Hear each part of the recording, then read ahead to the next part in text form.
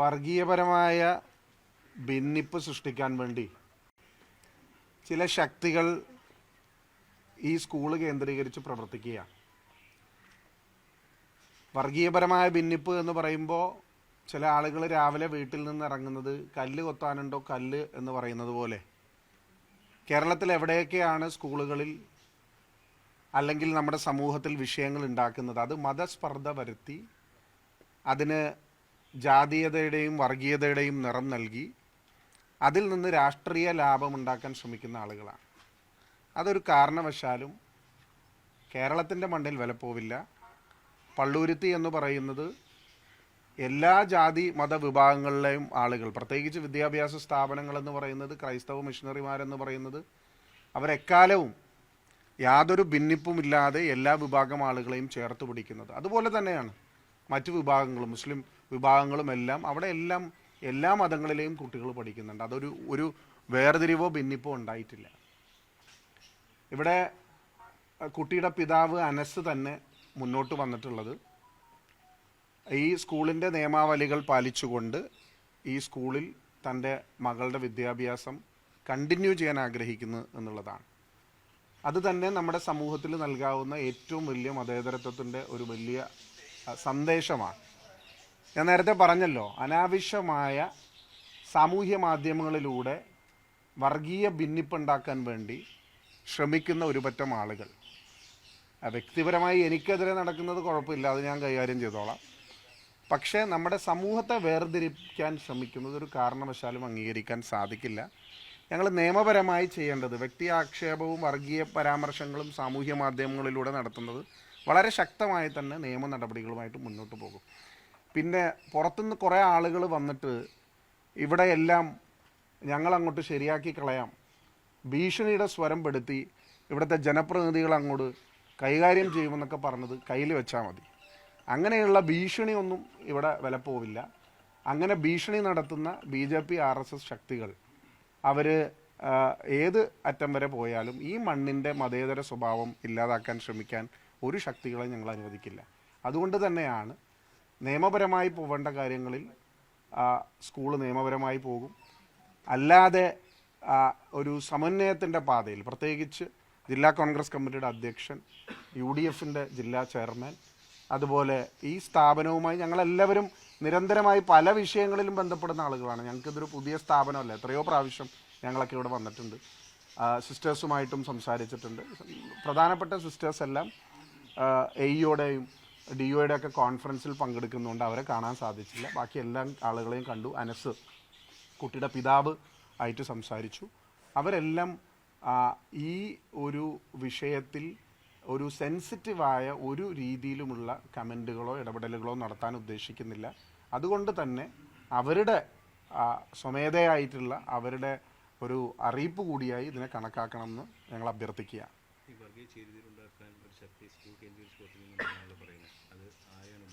അല്ലല്ല, ഞാൻ പറഞ്ഞത് ഇവിടെ ചെറിയ ചെറിയ ഇൻസിഡൻസ്, ഒറ്റപ്പെട്ടു പോകുന്ന സംഭവങ്ങൾ പെരുപ്പിച്ചു കാണിക്കാൻ വേണ്ടി പല വർഗീയ ശക്തികളും ഇപ്പോൾ ഈ വിഷയം, ഞാൻ ദുബായിലായിരുന്നു. ഞാൻ ഇന്ന് രാവിലത്തെ ഫ്ലൈറ്റിൽ 4 മണിക്കാണ് ഇവിടെ ലാൻഡ് ചെയ്തത്.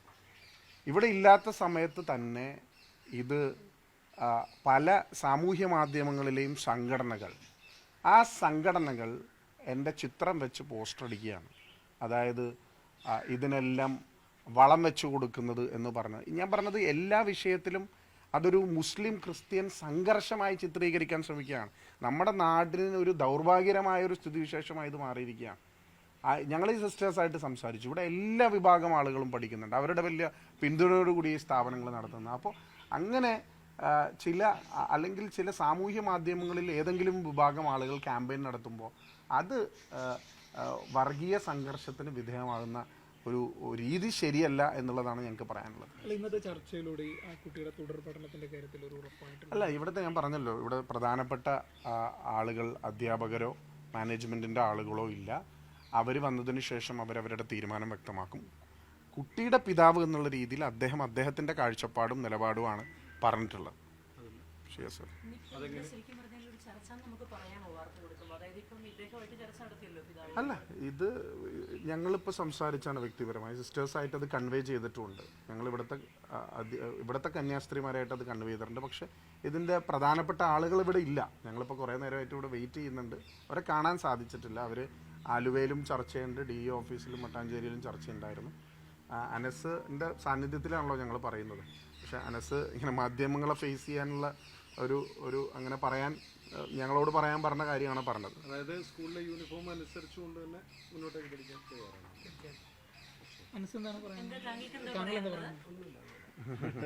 അല്ല, എന്താ ശരിക്കും MP യോട് പറഞ്ഞത്? അല്ല, അവർ കുറേ നാളുകളായി ഇവിടെ ജീവിക്കുന്ന ആളുകളാണ്. അവർ ഈ മാനേജ്മെൻറ്റിൻ്റെ പ്രവർത്തനങ്ങളുമായി ബന്ധപ്പെട്ട് വളരെയധികം സംതൃപ്തി പ്രകടിപ്പിക്കുന്ന ആളുകളാണ്. അവരെല്ലാവരും ഒരുമിച്ച് പോകുന്ന ആളുകളാണ്. അപ്പോൾ അവർക്ക് അതിൽ തുടർന്നുകൊണ്ട് പഠനം, വിദ്യാഭ്യാസം, സ്കൂൾ മാനേജ്മെൻറ്റിൻ്റെ നിയമാവലി അനുസരിച്ച് പോകാൻ താല്പര്യം പ്രകടിപ്പിച്ച് അവർ തന്നെ അറിയിച്ചൊരു കാര്യമാണ്. ഞങ്ങൾ സംസാരിച്ചതിൻ്റെ അടിസ്ഥാനത്തിലും അതുപോലെ തന്നെ അവരുടെ ഒരു കാഴ്ചപ്പാടുണ്ട്. അതൊരു വിശാലമായ കാഴ്ചപ്പാടാണ്. അതാണ് ഞങ്ങൾ ചൂണ്ടിക്കാണിച്ചത്. മകൾ തുടർന്ന് ഇവിടെ തന്നെ പഠിക്കുകയാണ്.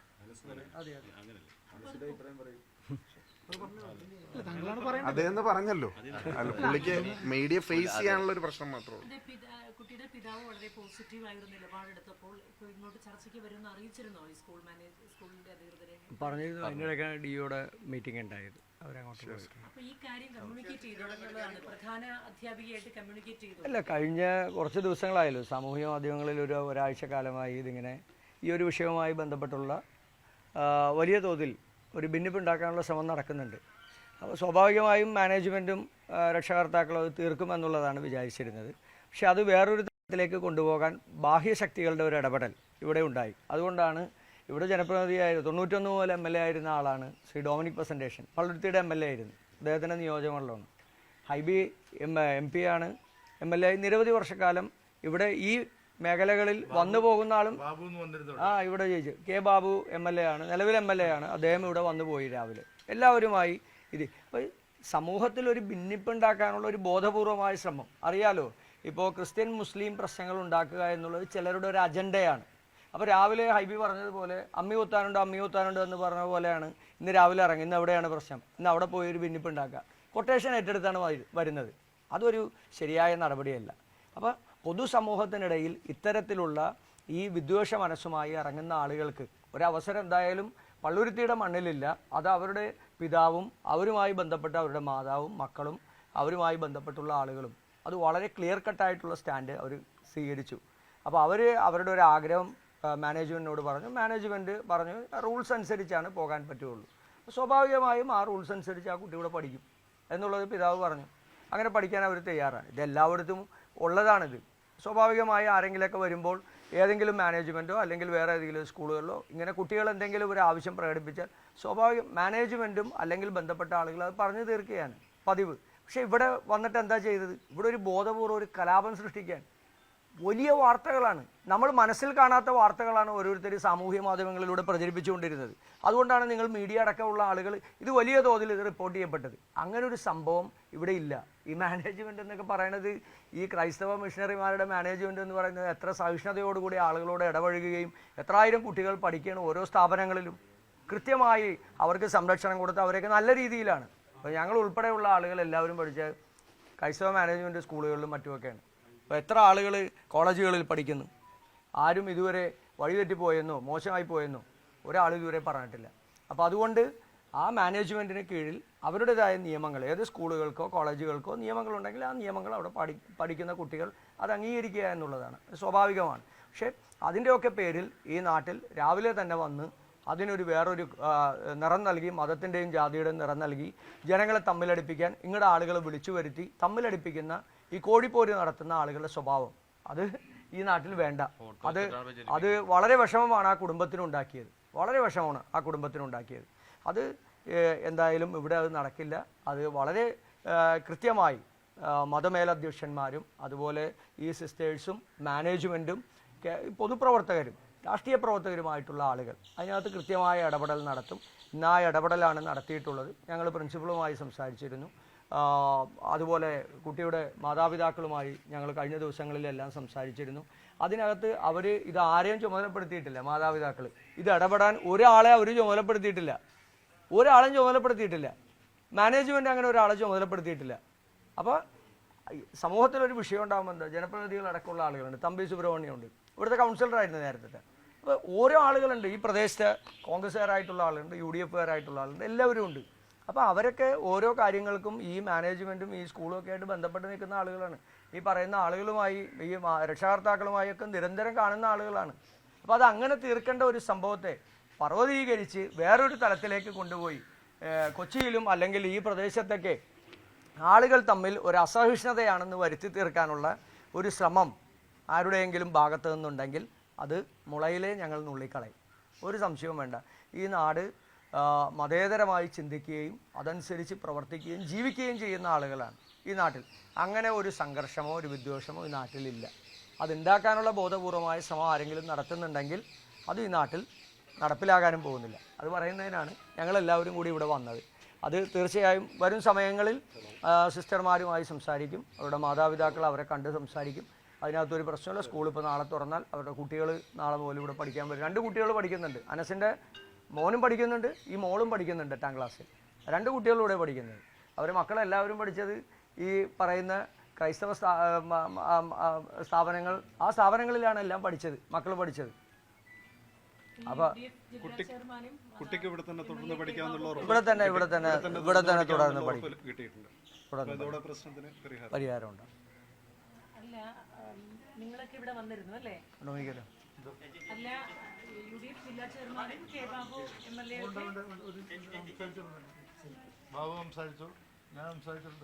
അല്ല, ഈ വിഷയം വഴിതെറ്റി പോകുന്നു എന്ന് കണ്ടപ്പോൾ തന്നെ ഇവിടുത്തെ മുൻ MLA, മുൻ മന്ത്രി ഡൊമിനിക് പ്രസന്റേഷനും ഷിയാസും ഇവിടുത്തെ ലോക്കൽ കൗൺസിലറായിരുന്ന തമ്പി സുബ്രഹ്മണ്യം അടക്കമുള്ള ഇവിടെ മുഴുവൻ ആളുകളും ഈ മാനേജ്മെൻറ്റുമായിട്ടും അനസിൻ്റെ വീട്ടിൽ വ്യക്തിപരമായി പോയും എല്ലാം സംസാരിച്ച് ഇതൊരു എസ്കലേറ്റ് ചെയ്യരുത് എന്നുള്ള വളരെ നല്ല ഉദ്ദേശത്തോടു കൂടിയാണ് ഇടപെട്ടിട്ടുള്ളത്. നമുക്ക് അങ്ങനെ ഒരു സംസ്കാരം നമ്മുടെ നാട്ടിൽ വരുന്നത് ശരിയല്ല എന്നുള്ളതാണ്. എന്നാൽ ഒരു വിഷയമുണ്ടാകുമ്പോൾ അതിൻ്റെ എക്സ്ട്രീം തലത്തിലേക്ക് കൊണ്ടുപോകണം എന്നുള്ള ആഗ്രഹിക്കുന്ന ആളുകൾ അവർ ചിലപ്പോൾ നിരാശപ്പെടേണ്ടി വരും. അതുമാത്രമാണ് ഇതിൻ്റെ ഔട്ട്കം എന്ന് പറയുന്നത്. ഞങ്ങൾ വളരെ പോസിറ്റീവായിട്ടാണ് ഇതിൽ ഇടപെട്ടിട്ടുള്ളത്. അത് ഞാൻ പറഞ്ഞതുപോലെ അനസും വളരെ പോസിറ്റീവായിട്ട്, അവരുടെ കുടുംബം പോസിറ്റീവായിട്ടാണ് ഇടപെട്ടിട്ടുള്ളത്. അപ്പോൾ ഞങ്ങൾ വിചാരിക്കുന്നത് ഈ പ്രശ്നം ഇവിടെ പരിഹരിക്കപ്പെടും എന്നുള്ളത്. ഇവിടുത്തെ സിസ്റ്റേഴ്സായിട്ട് കൺവേ ചെയ്തിട്ടുണ്ട്. പക്ഷേ ഇതിൻ്റെ പ്രധാനപ്പെട്ട പ്രിൻസിപ്പൾ അടക്കമുള്ള സിസ്റ്റേഴ്സ് ഇവിടെ ഇല്ല. അവരൊരു ഒഫീഷ്യൽ ഡിസ്കഷനിൽ ഇരിക്കുകയാണ്. അവരെ ഫോണിലും ബന്ധപ്പെടാൻ കഴിഞ്ഞിട്ടില്ല. പക്ഷേ ഈ വിഷയം അവരുമായിട്ട് ഇവർ കമ്മ്യൂണിക്കേറ്റ് ചെയ്യും. പിന്നെ ഇല്ല. യൂത്ത് കോൺഗ്രസ്, നിങ്ങൾക്ക് ഇത്രയും ദിവസം പ്രശ്നം സംസ്ഥാന പ്രസിഡന്റ് വന്നില്ല എന്നുള്ളതായിരുന്നു. ഇപ്പോൾ യൂത്ത് കോൺഗ്രസിൻ്റെ സംസ്ഥാന പ്രസിഡന്റ് OJ ജനീഷ് എന്ന് പറയുന്ന ഒരു ചെറുപ്പക്കാരൻ വന്നു. അദ്ദേഹം തൃശ്ശൂർ ഗവൺമെൻറ് ലോ കോളേജിൽ പഠിച്ച് തലയെല്ലാം പൊട്ടി ഒരുപാട് SFIയും അവിടുത്തെ ABVP സംഘർഷത്തിൻ്റെയൊക്കെ ഭാഗമായിട്ടുള്ള ആളാണ്. വളരെ ഊർജ്ജസ്വലനായ, ഞാൻ KSUവിൻ്റെ സംസ്ഥാന പ്രസിഡൻ്റായിരിക്കുമ്പോൾ KSUവിലുണ്ടായിരുന്ന വളരെ ഊർജ്ജസ്വലനായ ഒരു ചെറുപ്പക്കാരനാണ്. പിന്നെന്താ നിങ്ങളുടെ ചോദ്യം? അബിൻ വർക്കി നല്ല നിങ്ങളുടെ ഒരു പ്രോഡക്റ്റാണല്ലോ അബിൻ വർക്കി. കാരണം ചാനൽ ചർച്ചകളിൽ നിങ്ങൾ നന്നായി ഉപയോഗിക്കുന്നതാണ്. നിങ്ങൾക്ക് ഭയങ്കര വിഷമം ഉണ്ടാവും. കാരണം നിങ്ങൾ ഏറ്റവും കൂടുതൽ പ്രയോജനപ്പെടുത്തിയ 2 ആൾക്കാരായിരുന്നു. ഒന്ന് രാഹുൽ മാങ്കൂട്ടത്തിലും ഒന്ന് അബിൻ വർക്കി. അപ്പോൾ അബിൻ വർക്കിയും ഞാൻ ഇരിക്കുന്ന സമയത്ത് KSUവിൻ്റെ ബ്ലോക്ക് പ്രസിഡൻ്റായിരുന്നു. അബിൻ വർക്കി തീർച്ചയായിട്ടും അർഹതയുള്ള ഒരു നേതാവാണ്. യൂത്ത് കോൺഗ്രസ് സംസ്ഥാന അധ്യക്ഷനാകാൻ യാതൊരു ക്രൈറ്റീരിയ കുറവുള്ള ആളല്ല. അതുകൊണ്ട് തന്നെയാണ് അദ്ദേഹത്തിൻ്റെ സർവീസസ് പ്രയോജനപ്പെടുത്താൻ all India youth Congress committee അദ്ദേഹത്തെ ഓൾ ഇന്ത്യ യൂത്ത് കോൺഗ്രസ് കമ്മിറ്റിയുടെ സെക്രട്ടറി ആക്കിയിട്ടുള്ളത്. അബിൻ സംസ്ഥാന പ്രസിഡന്റ് ആകാൻ യോഗ്യത കുറവ് 1% പോലും ഇല്ലാത്ത ആളാണ്. അബിൻ രാഹുലിൻ്റെ കൂടെ ഒരു ടീം എന്നുള്ള രീതിയിൽ യൂത്ത് കോൺഗ്രസിനെ സംസ്ഥാനത്ത് നയിക്കുന്നതിൽ നിർണായകമായ പങ്ക് വഹിച്ചിട്ടുള്ള ആളാണ്. അതുമാത്രമല്ല, ചാനൽ ചർച്ചകളിലും അതുപോലെ തന്നെ ഡിബേറ്റ്സിലും പ്രസംഗത്തിലും പൊതുയോഗങ്ങളിലുമെല്ലാം പാർട്ടിയുടെ ഒരു നിലപാട്, അബിനൊരിക്കലും പാർട്ടി വിട്ടു പോകുന്നോ അങ്ങനെ എന്തെങ്കിലും ഒരു സാമൂഹ്യ മാധ്യമങ്ങളിൽ പ്രചരണമുണ്ടെങ്കിൽ അത് തെറ്റാണ്. അബിൻ വർക്കി അർഹതപ്പെട്ട ഒരാളാണ്. പക്ഷേ ഓൾ ഇന്ത്യ യൂത്ത് കോൺഗ്രസ് കമ്മിറ്റിയുടെ തീരുമാനം OJ ജനീഷിനെ സംസ്ഥാന പ്രസിഡന്റ് ആക്കുക എന്നുള്ളതാണ്. OJ ജനീഷ് വളരെ മിടുക്കനായിട്ടുള്ള ചെറുപ്പക്കാരനാണ്. യൂത്ത് കോൺഗ്രസിൻ്റെ ഇലക്ഷൻ്റെ ഒരു സിസ്റ്റം ഉണ്ടായിരുന്നു. ഇനിയിപ്പോൾ നിങ്ങളുടെ അടുത്ത ചോദ്യത്തിന് മുമ്പ് ഞാൻ അത് തന്നെ പറഞ്ഞേക്കാം. യൂത്ത് കോൺഗ്രസിൻ്റെ ഓൾ ഇന്ത്യ കമ്മിറ്റി, ഞാൻ NSUയുടെ ഓൾ ഇന്ത്യ പ്രസിഡന്റ് ആയിരിക്കുമ്പോഴാണ് ഞങ്ങളൊരു ഇലക്ഷൻ പ്രോസസ്സ് തുടങ്ങിയത്. ഇലക്ഷൻ്റെ സിസ്റ്റം എന്ന് പറഞ്ഞാൽ ഏറ്റവും കൂടുതൽ വോട്ട് കിട്ടുന്ന ആൾ പ്രസിഡൻറ്റും രണ്ടാമത് വോട്ട് കിട്ടുന്ന ആൾ വൈസ് പ്രസിഡൻറ്റും ആവുക എന്നുള്ളതാണ്. അങ്ങനെ വൈസ് പ്രസിഡന്റ് ആയ ആളാണ് അബിൻ വർക്കി കൊടിയാത്ത. അപ്പോൾ സംസ്ഥാന പ്രസിഡന്റ് നീക്കം ചെയ്തപ്പോൾ സ്വാഭാവികമായിട്ടും സംസ്ഥാന വൈസ് പ്രസിഡന്റ് ആവേണ്ടത്. അതാണ് എലക്ഷൻ പ്രോസസ്സ് അനുസരിച്ച്. എലക്ഷൻ പ്രോസസ്സ് ഇപ്പോൾ കഴിഞ്ഞിട്ട് 2-2.5 വർഷമായി. എലക്ഷൻ പ്രോസസ്സ് അനുസരിച്ചിട്ടുള്ള സിസ്റ്റം അങ്ങനെയാണ്. അപ്പോൾ എന്തുകൊണ്ട് all India youth Congress committee അങ്ങനെ ഒരു തീരുമാനം എടുത്തു? എന്തുകൊണ്ട് ഒരു വർക്കിംഗ് പ്രസിഡന്റിനെ വെച്ചു? എന്തുകൊണ്ട് ഒരു ജനറൽ സെക്രട്ടറി എന്ന ആളെ പ്രസിഡൻ്റാക്കി? അങ്ങനെയുള്ള കാര്യങ്ങൾ, ടെക്നിക്കലായിട്ടുള്ള കാര്യങ്ങൾ പറയുന്നത് ഓൾ ഇന്ത്യ യൂത്ത് കോൺഗ്രസ് കമ്മിറ്റിയാണ്. അപ്പോൾ അബിൻ വർക്കി, ഞാൻ പറഞ്ഞല്ലോ, സിസ്റ്റം അനുസരിച്ച് അബിൻ വർക്കി തീർച്ചയായിട്ടും ആ സ്ഥാനത്തിന് യോഗ്യനാണ്, അർഹതയുള്ള ആളാണ്. അതിൽ നിങ്ങൾ പറയുന്ന പോലെ ഒരു മതം, ജാതിയൊന്നും ഇതിലേക്ക് കടന്നു വന്നിട്ടില്ല. അങ്ങനെ ഒരു വേർതിരിവും ഡിസ്ക്രിപ്ഷനും ഇതിൽ കാണിച്ചിട്ടില്ല. അങ്ങനെ യൂത്ത് കോൺഗ്രസിൻ്റെ പൊസിഷൻ നിർണ്ണയിക്കുന്നതിൽ ഒരിക്കലും ജാതിയോ മതമോ ഒരു ഘടകമായിട്ടില്ല. കാരണം it was an election, democratical elected process. അപ്പോൾ അതിന് എന്തുകൊണ്ട് രണ്ടാമത് വന്ന ആളെ പ്രസിഡന്റ് ആക്കിയില്ല എന്നുള്ളത് ഓൾ ഇന്ത്യ യൂത്ത് കോൺഗ്രസ് കമ്മിറ്റിയാണ് പറയേണ്ടത്. അതിന്റെ ആവശ്യം കേരളത്തിൽ പ്രവർത്തിക്കണം എന്നാണ്, അതായത് ദേശീയ തലത്തിലുള്ള ചുമതലയേക്കാൾ തീർച്ചയായിട്ടും അദ്ദേഹത്തിന് നമുക്ക് സംസ്ഥാനത്ത് നന്നായി പ്രയോജനപ്പെടുത്താൻ പറ്റുന്ന ഒരാളാണ്. ദേശീയ സെക്രട്ടറി ആയതുകൊണ്ട് സംസ്ഥാനത്ത് പ്രവർത്തിക്കാൻ പറ്റില്ല എന്നൊന്നുമില്ല. പക്ഷേ അദ്ദേഹത്തിൻ്റെ ആവശ്യം all India youth Congress committee പരിഗണിച്ച് അദ്ദേഹത്തിന് ഇപ്പോൾ സംസ്ഥാനത്ത് എന്തെങ്കിലും പ്രത്യേക ചുമതല കൊടുക്കുകയോ അല്ലെങ്കിൽ അദ്ദേഹത്തിൻ്റെ സർവീസസ് കൂടുതൽ പഞ്ചായത്ത് അസംബ്ലി തെരഞ്ഞെടുപ്പിൻ്റെ ഭാഗമായിട്ട് അദ്ദേഹത്തിന് ഇവിടെ നിൽക്കണമാണ്, അദ്ദേഹത്തിൻ്റെ സർവീസ് ഇവിടെ യൂട്ടിലൈസ് ചെയ്യണം എന്നാണ് ആഗ്രഹമെങ്കിൽ തീർച്ചയായിട്ടും അതവർ പരിഗണിക്കും എന്ന് ഞാൻ പ്രതീക്ഷിക്കുകയാണ്.